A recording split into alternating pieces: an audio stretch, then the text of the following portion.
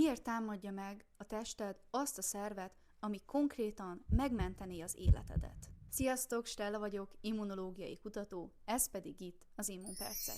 A mai részben pedig megnézzük, hogy mi történik a szervezetünkben immunológiai szempontból egy szerv átültetést követően. Amikor egy szervet átültetnek, az immunrendszerünk nem csak azért aktiválódik, mert az a szerv idegen. Először is jön a veszélymodell. Az átültetett szerv akár órákig oxigénhiányos állapotban lehet, majd hirtelen újra vérellátást kap. Ezt hívjuk iszkémia reperfúziónak. A sejtek stresszbe kerülnek, és olyan molekulákat bocsájtanak ki, amelyeket normál esetben nem kellene. Az immunrendszerünk ezt vészhelyzetként fogja fel, és a vele született immunitás sejtjei gyulladásos folyamatokat indítanak be. Tehát, mielőtt az immunrendszer megnézni egyáltalán, hogy kihez tartozik az a szerv, már gyulladásos állapot van.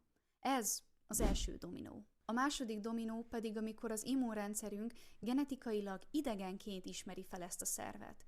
Ezt hívjuk alloimmunválasznak. A donorszerv sejtjein olyan felszíni azonosító molekulák vannak, amelyeket MHC-nek hívunk. Ezek genetikailag eltérhetnek a tieitől. Az immunrendszeret számára ez kicsit olyan, mintha valaki más személyigazolványával próbálna belépni a te testedbe. A T-sejtek felismerhetik ezeket az eltérő MHC-ket, a B-sejtek pedig ellenanyagokat termelhetnek ellenük. Ha az eltérés jelentős, akkor kialakulhat hiperakut kilökődés, ez percek, órák alatt következik be, akut kilökődés, ehhez napok, hetek szükségesek.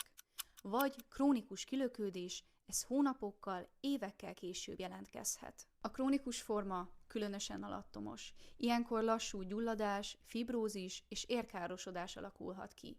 Emiatt kell a szervátültetést követően immunszupresszív kezelést folytatni. És itt jön egy nagyon fontos, modern immunológiai gondolat.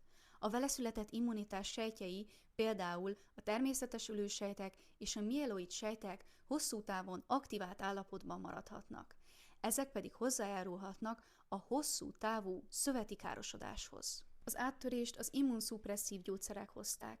A tacrolimus például gátolja a T-sejtek aktivitását. Viszont ezeknél a kezeléseknél nagyon fontos az egyensúly.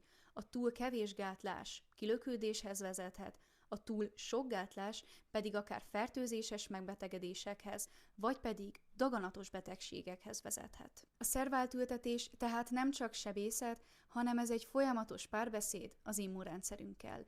Itt nem az a kérdés, hogy reagál-e egyáltalán az immunrendszerünk a beültetett szervre, hanem az, hogy hogyan tudjuk megtanítani azt, hogy együtt éljen vele.